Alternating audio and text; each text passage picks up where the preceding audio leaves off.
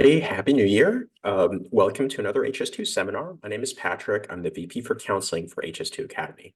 So you might find the title of this presentation weird. It's January, and in many parts of the country, it's actually freezing.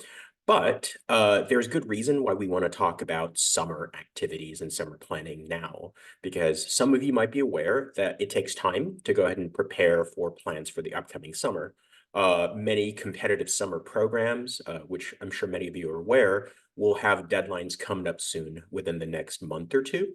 So it actually makes sense to start preparing for your summer activities now, as opposed to, let's say, for instance, in April and May, when many of the opportunities might already be closed or might have already been filled up for one reason or another. So you really want to try to optimize your preparation now as opposed to later. All right. So first and foremost, so how do you use your 10 weeks, 9 or 10 weeks of summer to your maximum potential? How do you optimize this time? Well, let me give you a little quiz. First of all, would you, A, hole up in your room all summer and play games like Valorant or Apex Legends until your parents turn off the Wi-Fi? Or binge watch every single show on Netflix and rewatch old seasons of your favorite shows? Or C, spend every waking moment glued to your iPhone watching TikTok videos and just messaging friends on Instagram? Or none of the above? All right, I don't want to be the party pooper, but if you're looking to try to get into a very competitive college, yeah, the answer is going to be D, none of the above. Now, I'm not saying that you shouldn't spend time doing any of these, but you do want to do it in moderation, right? So you have to have some big overarching goals for yourself in terms of spending your summer months as productively as possible. And in your spare time, obviously, it's fair to unwind, do things for you to relax a little bit as well. Okay. All right, so why is this so important? Well, it's because of the changing landscape of admissions. So I'm sure many of you who've seen my prior seminars are aware that, people have been talking about for a while, ever since the Supreme Court decision came down. Does that mean good news potentially for Asian students? Is it going to make it easier for them to get in certain colleges? And so far, the results have been a little bit of a mixed bag. Now, to be fair, we've only gotten the results from the early action or early decision from a handful of schools. Many schools are still pretty coy about not releasing all of their admissions results just yet. But from what we've seen, it's a little bit in hit and miss, right? So we have schools like Duke that actually went down significantly for their ED. But then again, for every Duke, there's also like a Harvard, which actually went up about a percentage point. So as we can see, there's a little bit of both, right? So some of these schools are getting slightly harder by the numbers, some are slightly easier. Some of it is a byproduct of schools just, choosing to accept more students this year in particular, right? So it's hard to draw any sort of definitive conclusions just yet. But I will say that, those who predicted that all of a sudden it's going to be an incredibly easier time to get into colleges because of the Supreme Court decision are unfortunately mistaken, right? So we do need to weigh that in as well.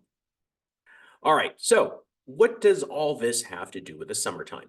Well, if you want to get into a top college, everything really, right? So if you're aspiring to gain admission to a top university, that means you actually have to understand what it is they're looking for, right? Which we'll go through. So top colleges usually have the luxury to be very selective as to which applicants they select, to the point where for many of the most selective top colleges, like top 10, top 15, you're really looking at about 4 or 5% overall acceptance rate. So that's 1 in every 20 applicants. Therefore, one of the key ways that you can distinguish yourself from other applicants is by really maximizing your time during the summer. Well, why the summer in particular, not the school year? Well, during the school year, you have mostly the same classes as your peers. You have access to much of the same clubs and activities. So really, the summer is wide open. This is the opportunity for you to kind of like find things that you're passionate about and do things that the majority of the people in the applicant pool may not be able to do. Okay, this is your chance to really put your stamp on your activities profile to make it as distinct as possible. Okay, so if we also look at the traditional criteria that colleges put as like the most important, as we can see, this is an updated one from 2023. Nothing much has changed. As you can see, the top of the scale is still going to be the academics, right? So that's going to be first and foremost. which means obviously every summer you're going to want to prioritize making sure you get a head start for whatever your classes are going to be. And we're going to talk about the importance of that. But as you can see, there are also other factors that are pretty important, things like your extracurricular activities, things like recommendations. And summer can be indirectly a part of those based on what you're able to do in the summer, because things like recommendations don't necessarily just have to come from teachers and counselors. They can come from like a mentor, like a professor who has, worked with you as a supervisor on an internship or a research project, for instance, right? So there are other ways that you can use the summer months to go ahead and help you in terms of strengthening your overall profile. Okay, so I want to set some clear priorities that you want to go through in this order. And this is kind of very much aligned with this, right? So the first one here is your academic record. Grades, the courses that you take are still paramount. They're still the most important thing that colleges will be looking at. So therefore, you really do need to use this your summer months wisely in terms of preparing for the upcoming school year. Now, conversely, if you struggled a little bit with your classes, obviously the summer can also be incredibly helpful in order for you to be able to do things like take up a makeup class or take up another class just to strengthen your overall transcript. Test preparation, despite rumors to the contrary, the SAT and ACT are not dead, right? They're still very much alive, despite the prevalence of test optional policies for many colleges. I think one of the key things that we're seeing, though, is a trend where some colleges are now making it mandatory again to go ahead and have the SAT or ACT. So we're going to take a look at that trend, and we're going to take a look at what you can do to prepare for this.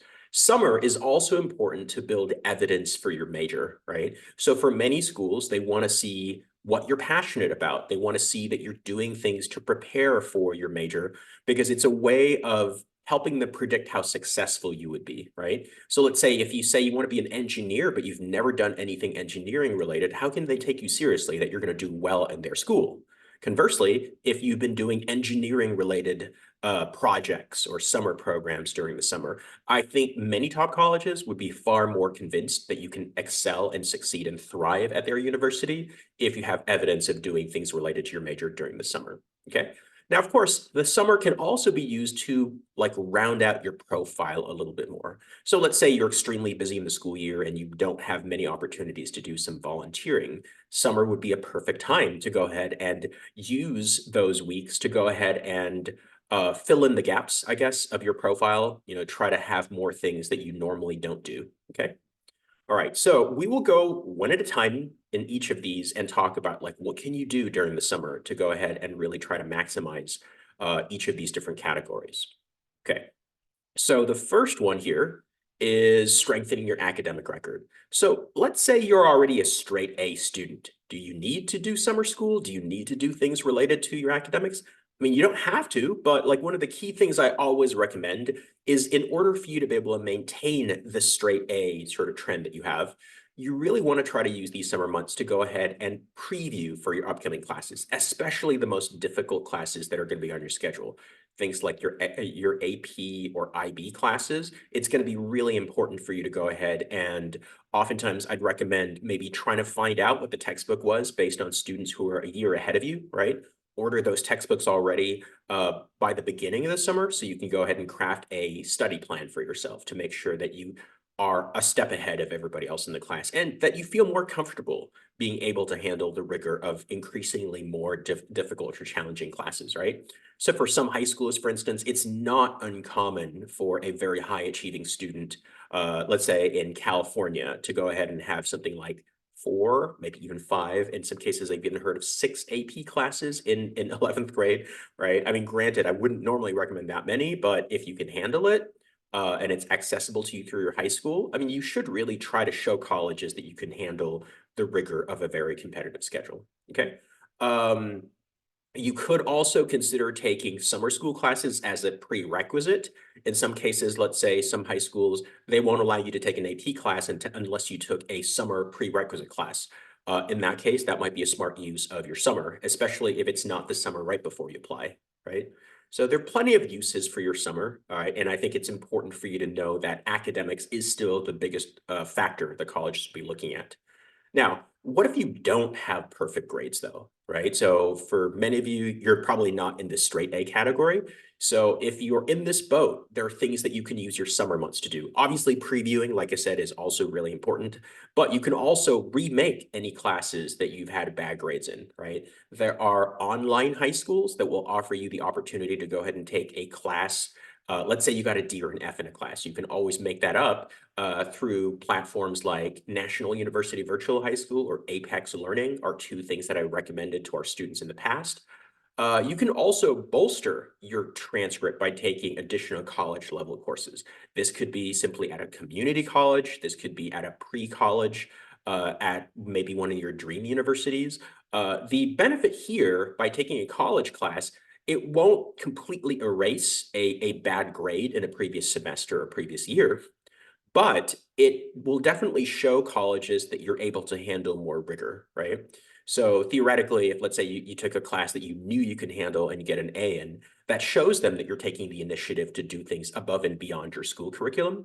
But it also shows them you can handle college level work, right? So oftentimes, if you started off on the wrong foot in high school and maybe you got a B or even a C freshman year, if by your junior year, you're even taking college level courses and getting A's in these courses, then of course it sends the signal to these colleges that maybe you've turned a corner, right? That you're now much stronger academically. Maybe you were just worse at time management before, or you've just gotten much more passionate and serious about a certain topic academically, that you're not pouring in your energies to try to get better, right? So overall, it definitely helps to go ahead and look at using the summer to either make up for a class or take additional coursework if you think you can handle it. Now, for obvious reasons, if you had struggled in a certain semester, you don't want to bite off more than you can chew and take a college class and then get a bad grade in it.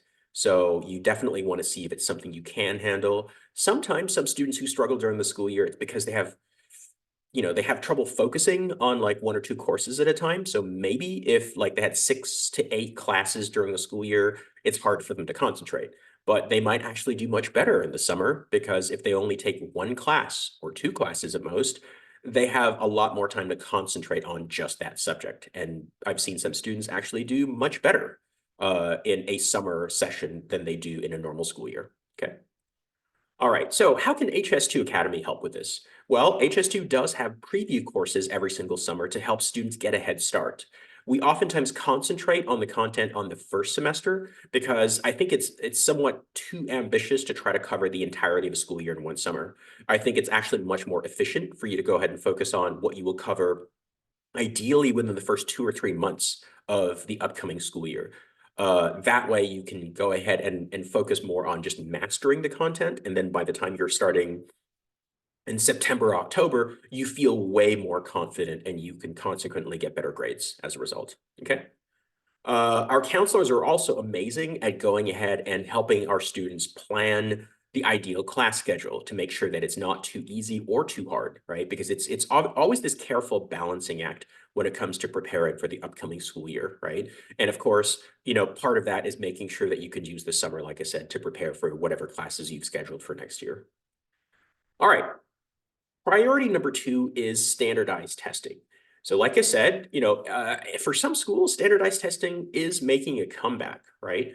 So even though many schools since the pandemic have gone test optional, there are a lot more schools that are now reporting that a larger percentage of their students are, submitting scores. Now, overall, I would say across the country for all colleges, I would say it's still probably like 50%. Okay. But that also includes very many colleges that are not very selective at all. What I've been seeing though for competitive colleges, we're talking about top 25, top 30. I would probably venture to say that it's closer to like 70 or even 75% who are submitting tests, right?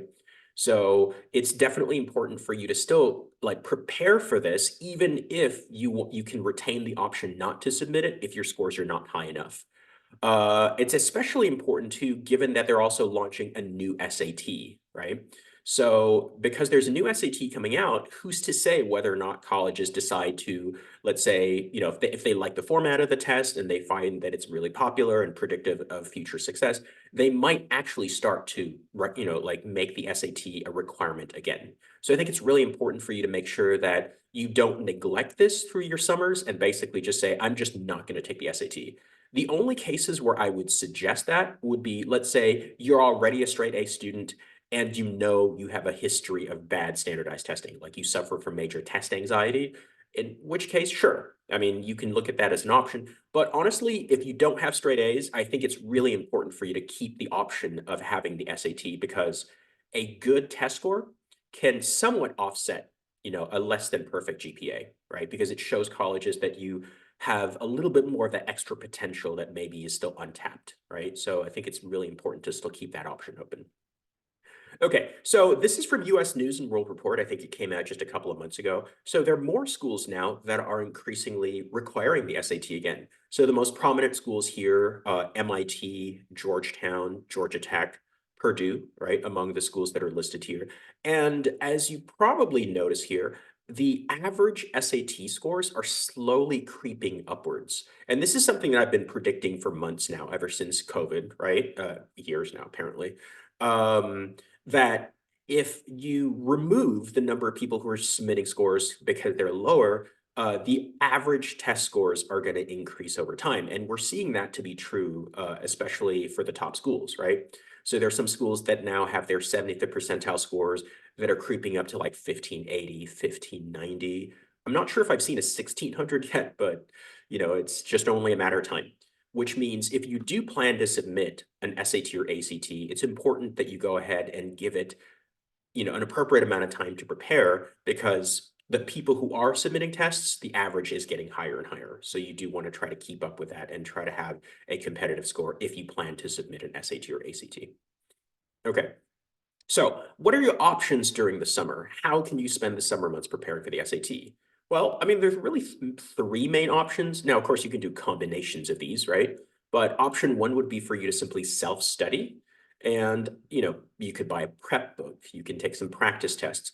I would normally recommend this, though, for highly motivated and disciplined students who are already scoring pretty high based on their diagnostic scores, right? Just because even if you're a high achiever, if you know for a fact that you tend to procrastinate or you know that it's hard for you to motivate yourself to do this, then maybe having a class or tutoring can help you become even more efficient and try to maximize your possible results for when you take the SAT or ACT. Now, a summer course is great, especially for younger students, because oftentimes there might be some math that you had long forgotten. I Unfortunately, some teachers in middle school and even early in high school don't seem to teach grammar anymore. So having a full-blown course could be really important for students to really get the background and the preparation they need, the fundamentals for grammar to do well for a standardized test like the SAT or ACT. Okay, so I would highly recommend that you look into the possibility of a class, especially if you're going to be, let's say, a rising sophomore, maybe even a rising junior, right? So that would be a good use of your summer to go ahead and prepare for the SAT by taking a pretty comprehensive prep class. Now, private tutoring works really well for students who already have either prior commitments, like let's say, for example, you're very competitive for music, right? And you're going to be going to music competitions and you can't stick around for like a full-blown SAT class. I mean, there's also an online option, I guess, but, or if you have like a summer program where you're going to be busy Monday through Friday, you can maybe get tutoring on the weekends for SAT. This also works really well if there's only a certain subject that you need help in. Let's say you're just a math whiz, right? You constantly get like a 790 or 800 on the math portion, but you still feel like you need help on the English portion. Well, then, yeah, maybe getting some tutoring would be a better option. That way you can get some focused assistance on the subject that you really need to improve on the most. Okay. All right. So HS2, of course, does have test prep courses for both SAT and ACT, right? One of the key things that we often do for our students as well is help them by doing diagnostic reviews so that, both from the class perspective, the teachers will review the actual diagnostic, and counselors are also quite adept at gauging a student's level of preparation from a strategic vantage point, right? So telling you what kind of scores you would need, when the ideal times for you to take the next practice test or when to take the actual test, right? Or whether or not you should stop taking it if it's good enough, or vice versa. If you still should maybe try to take one more shot at the SAT or ACT before you apply to colleges, right? These are all things that our counselors are quite good at helping advise our students about. Okay, So priority number three is what I'd like to call evidence for your major, right? So what we mean by this is that many colleges want to see that you do have, a certain passion that you're going for and that you're preparing for it, like I mentioned, to show that you can excel at their university. But if you're a younger student, we often have this question, what if I don't know my major yet? I know I'm into STEM broadly, but I don't know what I want to study. Or I don't even know if I'm interested in STEM. I just, haven't figured out what I want to do. Okay, so HS2 also helps students with this for a couple of ways. One is that we give our students something called the Highlands Abilities Test, which is a battery of, tests and questions that allow us to look at the student's innate abilities, right? So it's almost like an IQ test in many ways that we can go ahead and gauge what a student's strengths and weaknesses are. And we have a trained licensed Highland specialist who can analyze the results and then give recommendations as to which majors might be best suited to their abilities and interests. Okay. We can also recommend activities. I would say if you are a parent or if you're a middle schooler, or a parent of a middle schooler or a middle schooler, summers are oftentimes a great time to go ahead and explore what is it that you enjoy doing, right? So you don't have to worry too much about like, oh, our college is going to see this, right? If you're a middle schooler, if you're like a rising seventh or eighth grader, or even a rising ninth grader, you could use the summers just to kind of figure out what it is that you're most passionate about. You can test out some options and see like, I don't know if I like coding. Let's find out. Let's take a coding class and see if it's something that I'm actually really interested in. Or if you take a class, about engineering just to figure out whether or not engineering is something you're going to want to stick with, or taking an entrepreneurship class or program, those would be good ways to see what it is that you might end up becoming passionate about in high school. Okay. Sometimes at HS2, many college admissions counselors will recommend something called a strategy major, right? So this could be something that can help make students potentially more competitive because certain majors might be just way, way too fiercely competitive. You probably heard me say this before, but computer science, for instance, is probably the most fiercely competitive major these days. So if, let's say, for example, you're interested in computer science, but you're also interested in some other things, if you're not necessarily as strong a candidate in computer science and or you don't necessarily have the grades or test scores, using the summer to go ahead and explore possible strategy majors could be a good use of your time so that you can also build evidence for the strategy major, right? So one possibility is you can go for something like data science, although that's getting also more popular now, or other fields that have something to do with programming, if that's something you're interested in, but also some other fields like computational biology, right? Or even just going for something else entirely, especially if the schools that you're applying to tend to be private schools where it's a little easier to shift from one major to another, right? So there's this myth that once you get into college these days, it's impossible to change majors. While there is some truth to that, there are a lot more public universities that are having these what are called direct admit programs that make it hard for you or impossible for you to change to certain majors. For many, many schools, especially private schools, it's still very possible for you to change majors after you get into the college. Okay, so, and that's certainly something that you could use the summer to plan strategically for, right? You can go ahead and use the summer to build evidence for a strategy major in case you want to switch to something else later on. Okay, so how does the summer help you build evidence? Well, for one, right, it could be a way for you to explore growing interests in certain fields, right? So colleges are less likely to accept you if you say you're interested in, let's say, political science, but you've never done anything remotely politically oriented, or, even in the social sciences. So taking a summer program or taking a pre-college course could definitely help with that. The other thing too is a high school curriculum itself is very limited, right? You just have some core subjects like English, math, history, and science. So there's not, I mean, yes, maybe they'll have a foreign language, there may be some electives, but the majority of high schools don't really give you the opportunity to explore fields like cognitive science or aerospace engineering or actuarial science, right? So having the opportunity to explore these fields in the summer could be extremely helpful for you to kind of have a much more clear pathway ahead and see whether or not these other fields might be something that you would actually enjoy doing. Okay. Now, summer activities don't necessarily have to be all summer programs. I think that's a common misconception. It could even be as simple as like having a hobby that you start in the summer or an independent project that you do. Or it could entail applying to fiercely competitive summer programs that have acceptance rates that are very similar to the Ivies themselves, right? There are summer programs like that. So that's definitely something to keep in mind. Okay. If you're a younger student, maybe, like I said, rising eighth grader, rising ninth grader, you could use summer programs, especially shorter summer programs of like a week or 2 weeks, to really test out, certain fields to see whether or not they're